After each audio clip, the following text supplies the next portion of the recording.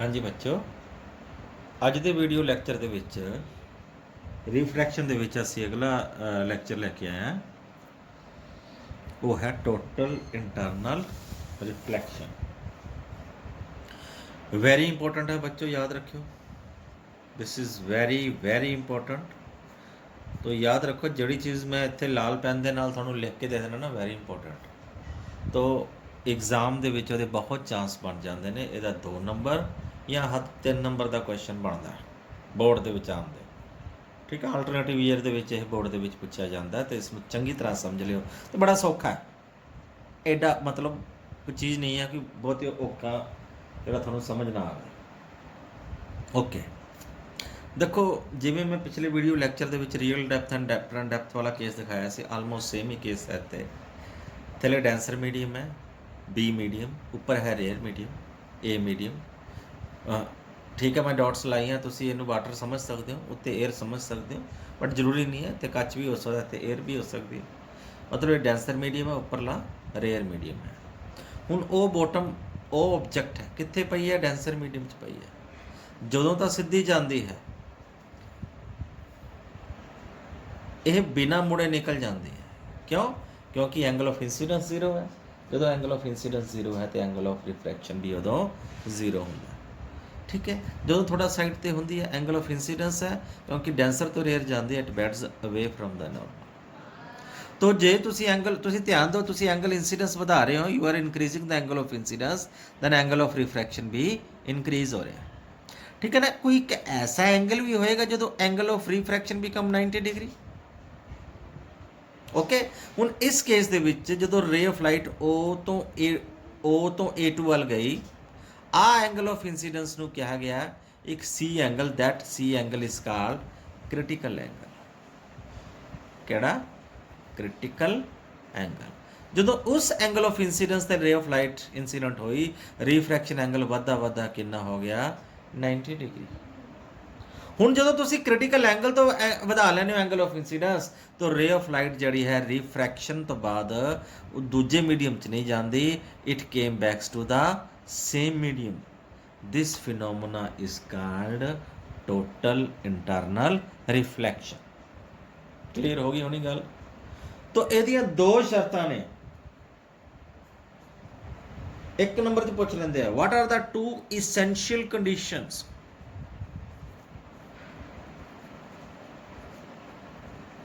ਕਾਹਦੀਆਂ conditions? For total internal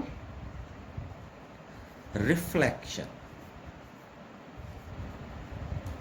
TIR. What are 2 essential conditions for TIR? Okay, शर्त number 1, पहली condition की है, light should move from denser medium to rare medium. Means rare तो denser ਦੇ ਵਿੱਚ total internal reflection ਨਹੀਂ ਹੁੰਦੀ।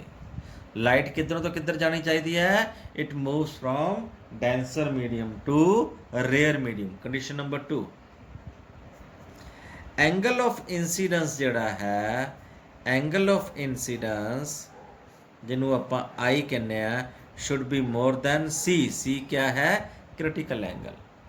ਕਿ ਕ੍ਰਿਟੀਕਲ ਐਂਗਲ ਤੋਂ ਜੇ ਐਂਗਲ ਆਫ ਇੰਸੀਡੈਂਸ ਘੱਟ ਹੈ ਤਾਂ ਵੀ ਟੋਟਲ ਇੰਟਰਨਲ ਰਿਫਲੈਕਸ਼ਨ ਨਹੀਂ ਹੁੰਦੀ। ਸਿਰਫ 2 ਹੀ ਸ਼ਰਤਾਂ ਨੇ। ਓਕੇ, ਹੋ ਗਿਆ ਹੋਣਾ, ਸਮਝ ਆ ਗਿਆ ਹੋਣਾ ਤੁਹਾਨੂੰ ਨਾ। ਇੱਕ ਛੋਟਾ ਜਿਹਾ ਰਿਲੇਸ਼ਨ ਹੈ, ਉਹ ਵੀ ਨਾਲ ਲਿਖ ਲੈਂਦੇ ਆ। What is the relation between refractive index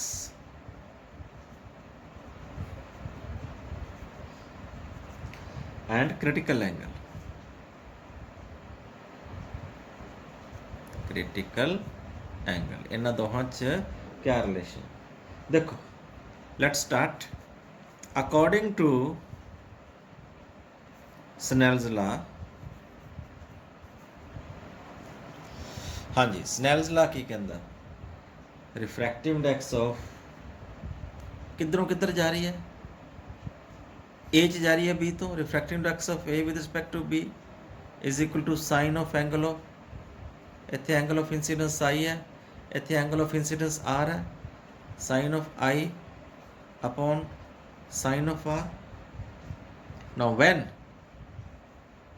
when I become C, ਜਦੋਂ I ਦੀ ਵੈਲਿਊ C ਦੇ ਬਰਾਬਰ ਹੋਗੀ ਐਂਡ R ਕੀ ਬਣ ਗਿਆ 90 डिग्री पुट कर सकते हैं इतने वैल्यूज। तो refractive index of A with respect to B क्या आ जाएगा sine of C upon sine of 90 degree. हाँ जी साइन 90 था we know what is the value of sine 91 ये हो जाएगा साइन C अपॉन 1। हाँ जी बच्चों थानू ये भी दसिया ट्रेंड है refractive index of A with respect to B नू लिख सकते 1 upon refractive index of B with respect to A। ये क्यों लिखा है क्योंकि ट्रेंड है की ट्रेंड है रेयर मीडियम का refractive index with respect to denser medium नहीं लिखते आप डेंसर मीडियम का refractive index with respect to rare medium ही रूटीन है। B का refractive index with respect to A तो इसमें मैं लिख सकता refractive index of B with respect to A की हो जाएगा सॉरी ये मैंने उल्टा करता that comes out to be 1 upon sine C। बस ये छोटा सा रिलेशन आ गया ओके। तो different materials have different refractive index है ना। जी मैं लिखा वाटर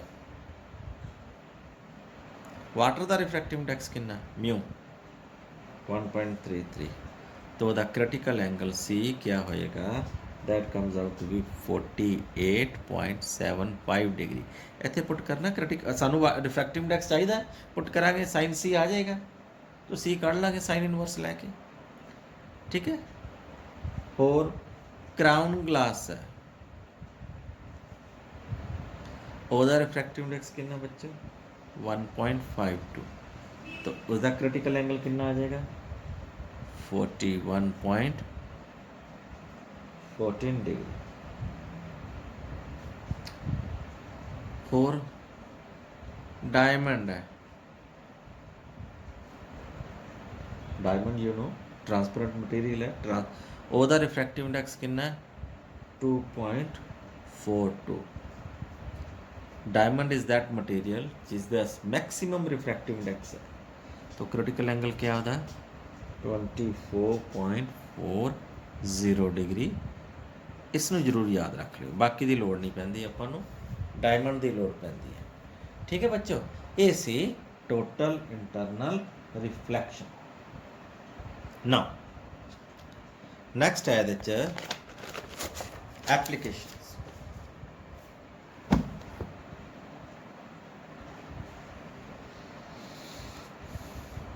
application of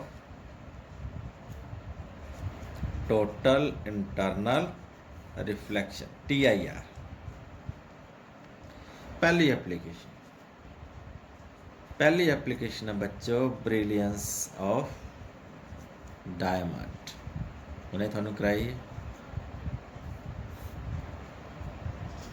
डायमंड का रिफ्रैक्टिव इंडेक्स म्यू 2.42 है तो जिसका क्रिटिकल एंगल 24.4 डिग्री होंदा है बहुत घट होंदा है।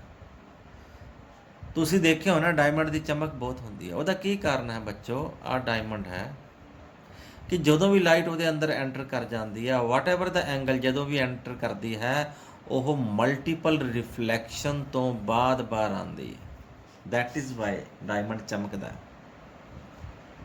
किसी फिल्म च दिखाया होए कि नेरे कमरे दे विच डायमंड चमकदा गलत है बिल्कुल गलत है। तुहाडे स्टोर दे विच पेटी च पिया डायमंड कोई नहीं चमकना। हाँ माड़ी मोटी जी उस ते लाइट पै गई माड़ा मोटा भी टार्च तुसी मार ली तो उहदे नाल इहदी चमक बहुत ज़्यादा हो जाती है।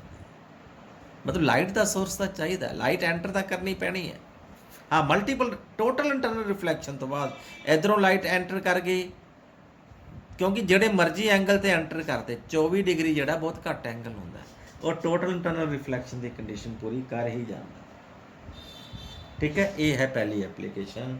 दूजी एप्लीकेशन है दैट इज मिराज।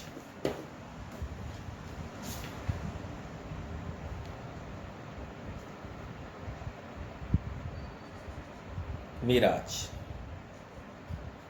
पंजाबी च इहनूं मृग तृष्णा कहते हैं।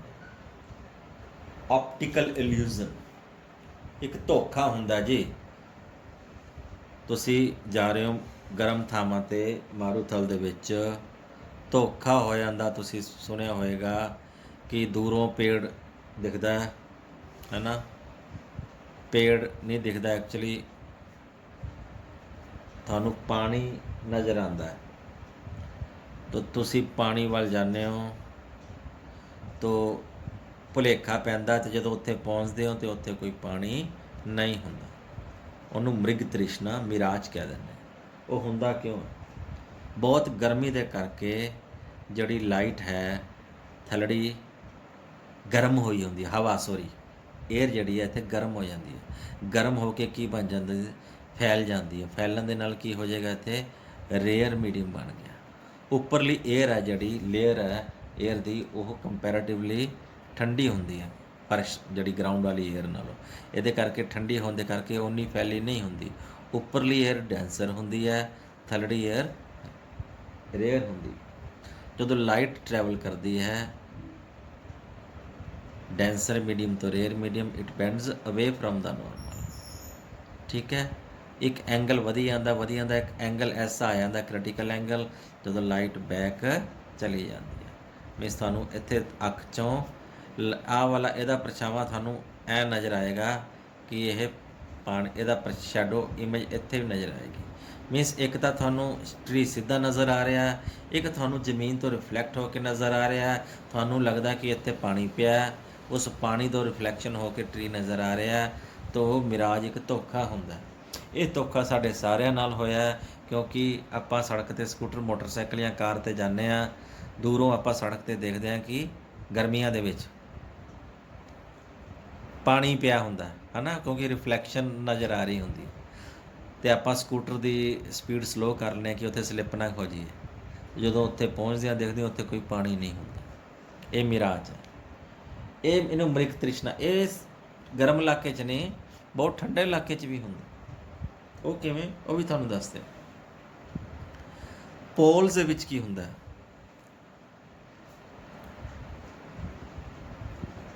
ਜਦੋਂ ਆਰਕਟਿਕ ਪੋਲ ਹੈ, ਅੰਟਾਰਕਟਿਕ ਪੋਲ ਹੈ, ਉਹਦੇ 'ਚ ਥੱਲੇ ਬਰਫ਼ ਹੈ, ਥੱਲੇ ਬਰਫ਼ ਹੈ। ਥੱਲੜੀ ਰੇਅਰ ਜਿਹੜੀ ਸਮੁੰਦਰ ਦੀ ਜਿਹੜੀ ਲੇਅਰ ਹੈ ਥੱਲੜੀ, ਉਹ ਕੀ ਹੋ ਗਈ? ਠੰਡੀ ਹੋ ਗਈ, ਡੈਂਸਰ ਹੋ ਗਈ। ਉੱਪਰਲੀ ਗਰਮ ਹੈ, ਉਹ ਰੇਅਰ ਮੀਡੀਅਮ ਹੈ। ਹੁਣ ਜਦੋਂ ਜਹਾਜ਼ ਤੋਂ ਲਾਈਟ ਜਾਂਦੀ ਹੈ, ਉਹ ਡੈਂਸਰ ਮੀਡੀਅਮ ਤੋਂ ਰੇਅਰ ਮੀਡੀਅਮ 'ਚ ਜਾਂਦੀ ਹੈ, ਤਾਂ ਇਟ ਬੈਂਡਸ ਅਵੇ ਫਰੋਮ ਦਾ ਨੋਰਮਲ, ਹੈ ਨਾ। ਤਾਂ ਜਦੋਂ ਐਂਗਲ ਐਸਾ ਆਉਂਦਾ ਕਿ ਟੋਟਲ ਇੰਟਰਨਲ ਰਿਫਲੈਕਸ਼ਨ ਦੀ ਕੰਡੀਸ਼ਨ ਪੂਰੀ ਕਰ ਜਾਂਦਾ, ਫਿਰ ਇਟ ਬੈਂਡਸ ਸੇਮ ਮੀਡੀਅਮ 'ਚ ਵਾਪਸ ਆ ਜਾਂਦਾ। ਬਿਲਕੁਲ ਇਹਦਾ ਉਲਟਾ ਇਫੈਕਟ ਹੈ। ਤਾਂ ਇੱਕ ਸਮੁੰਦਰੀ ਜਹਾਜ਼ ਸਾਨੂੰ ਸਮੁੰਦਰ 'ਚ ਵੀ ਨਜ਼ਰ ਆਉਂਦਾ, ਅਤੇ ਇਹਦੀ ਰਿਫਲੈਕਸ਼ਨ ਦੇ ਕਰਕੇ ਸਾਨੂੰ ਉੱਤੇ ਬੱਦਲਾਂ 'ਚ ਵੀ ਨਜ਼ਰ ਆਉਂਦਾ। ਬਿਲਕੁਲ ਉਲਟਾ, ਬਿਲਕੁਲ ਇਹਦਾ ਉਲਟਾ। ਇੱਕ ਤਾਂ ਸਾਨੂੰ ਸਾਹਮਣੇ ਸਮੁੰਦਰ 'ਚ ਨਜ਼ਰ ਆ ਰਿਹਾ ਜਹਾਜ਼, ਇੱਕ ਉੱਤੇ ਬੱਦਲਾਂ 'ਚ ਨਜ਼ਰ ਆ ਰਿਹਾ। ਕਿਉਂਕਿ ਥੱਲੇ ਕੀ ਹੈ? ਡੈਂਸਰ ਮੀਡੀਅਮ, ਡੈਂਸਰ ਤੋਂ ਰੇਅਰ ਜਾਂਦੀ ਜਾਂਦੀ ਲਾਈਟ ਨਾਰਮਲ ਤੋਂ ਪਰੇ ਝੁਕਦੀ ਕ੍ਰਿਟੀਕਲ ਐਂਗਲ ਜਦੋਂ ਵੱਜ ਜਾਂਦਾ, ਫਿਰ ਟੋਟਲੀ ਇੰਟਰਨਲੀ ਸੇਮ ਮੀਡੀਅਮ 'ਚ ਵਾਪਸ ਆ ਜਾਂਦਾ। ਠੀਕ ਹੈ ਜੀ, ਇਹ ਮਿਰਾਜ ਤੁਸੀਂ ਉੱਥੇ ਦੇਖਿਆ ਹੋਏਗਾ। ਦੇਖਿਆ ਤਾਂ ਆਪਾਂ ਕਿਸੇ ਨੇ ਵੀ ਨਹੀਂ, ਖੈਰ ਆਪਾਂ ਕਿਹੜੇ ਪੋਲਸ ਗਏ ਆ, ਆਰਕਟਿਕ ਜਾਂ ਅੰਟਾਰਕਟਿਕ, ਬਟ ਜਿਹੜੇ ਜਾਂਦੇ ਨੇ ਮਤਲਬ ਉਹਨਾਂ ਨੇ ਜ਼ਰੂਰ ਇਹ ਦੇਖਿਆ ਹੋਏਗਾ ਕਿਤੇ। ਹੋਰ ਇੱਕ ਨੰਬਰ ਦਾ ਕੁਐਸਚਨ ਆ ਜਾਂਦਾ ਕਿ 90 degree rotation total internal reflection show ਕਰੋ ਇਮੇਜ ਦੀ। ਉਹ ਮੈਂ ਤੁਹਾਨੂੰ ਡਾਇਗਰਾਮ ਬਣਾ ਕੇ ਦੱਸ ਦਿੰਦਾ ਕਿ ਆਹ ਪ੍ਰਿਜ਼ਮ ਹੈ। ਪ੍ਰਿਜ਼ਮ ਦੇ ਵਿੱਚ ਜਦੋਂ ਇੱਥੇ ਆਬਜੈਕਟ ਪਿਆ ਏ ਬੀ, ਇਹ ਲਾਈਟ ਐਂਟਰ ਕਰੇਗੀ। ਇੱਥੋਂ ਤਾਂ ਬੱਚੋ ਕੋਈ ਇਹਨਾਂ ਦੀ ਰਿਫਲੈਕਸ਼ਨ ਹੋਣੀ ਨਹੀਂ, ਬਟ ਜਦੋਂ ਇੱਧਰਲੇ ਪਾਸੇ ਐਂਟਰ ਕਰੇਗੀ, ਐਂਗਲ ਆਫ ਇੰਸੀਡੈਂਸ 45 ਡਿਗਰੀ ਹੋ ਗਿਆ। ਤੁਹਾਨੂੰ ਮੈਂ ਇਹਦਾ ਦੱਸਿਆ ਸੀ, ਇਹਦਾ ਕਲਾਸ ਦਾ ਰਿਫਰੈਕਟਿਵ ਇੰਡੈਕਸ 41 ਡਿਗਰੀ ਹੈ।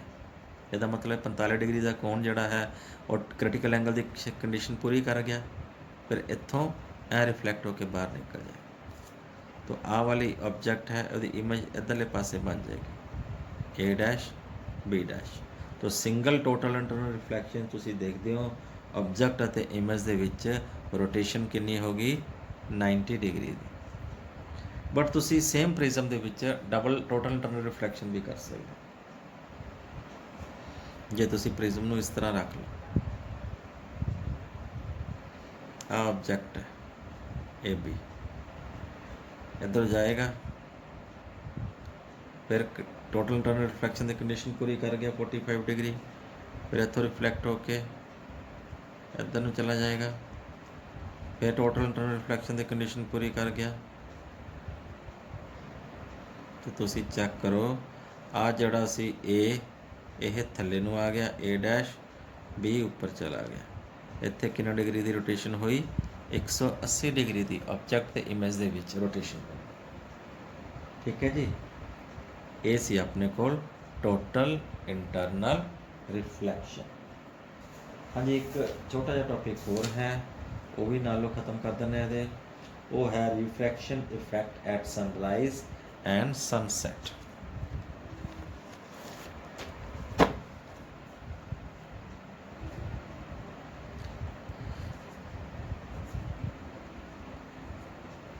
Refraction effects at sunrise and sunset की होंदा है?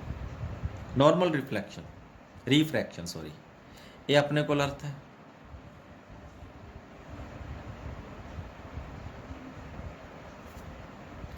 आ अर्थ दे आले दुआले की ने लेयर्स।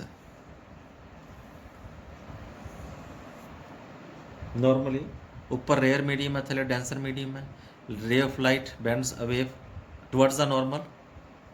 ठीक है जी, आ हॉरिजन है। ठीक है, जिवें इत्थे है जिथे इहदा थल्लों आपां नहीं देख सकते है ना, तो सन है मान लो इत्थे जे किते सपोज सनराइज वाले रे ऑफ लाइट सन तो ऐ ट्रैवल कित्ती चली, रेयर मीडियम तो डेंसर मीडियम च जा रही है, नॉर्मल वाल झुक जाएगी है, फिर होर डेंसर मीडियम फिर झुक जाएगी, तो रे ऑफ लाइट झुक के सानू इत्थे आ गई। सन एक्चुअल सन की पोजीशन क्या है, एक्चुअली होरिजन दे थल्ले है, लेकिन रिफ्रैक्शन ते करके सानू इहदी पोजीशन सानू नज़र आ रही है इत्थे, इहदी इमेज नज़र आ रही है। मतलब सन हजे राइज नहीं किता, लेकिन सानू सन नज़र आना शुरू हो गया। ठीक है, यदा 2 मिनट्स का गैप होंदा है। एक्चुअल सन राइज ते सन सैट दे विच 2 मिनट्स का गैप है, तो पूरे दिन दे विच 4 मिनट का डे टाइम जिहड़ा है इनक्रीज़ हो जाता। गर्मियां होन सर्दियां होन 4 मिनट्स का डे टाइम इनक्रीज़ हो जाता। कादे वास्ते? रिफ्रैक्शन इफेक्ट करके। तां ही जदों सूरज उगदा है काफ़ी टाइम लाता, सनराइज जिथे देखा होवे या सनसैट जिथे देखा होवे, तुसी 10-15 मिनट तुसी सूरज नूं देखा होवे, एक थां ते खड़ ही जाता। एक्चुअली सन नहीं खड़दा, सन तो डुब रहा हुंदा, लेकिन सन दी जिवें सन डुबदा तुहानूं नाल उहदी इमेज भी नज़र आउण लग जाती है। सन डुब चुकिया हुंदा, लेकिन सन नूं तुसी फिर भी देखते रहने हो, क्यों? क्योंकि उहदी इमेज तुहानूं नज़र आ रही होंदी है। समझ आया? यह रिफ्रैक्शन इफैक्ट्स सनराइज, ये सनसैट वेले भी होंदा है ते सनराइज वेले भी होंदा है। ठीक है जी, थैंक यू बच्चों, बहुत अन्ना काज, हैव ए नाइस डे।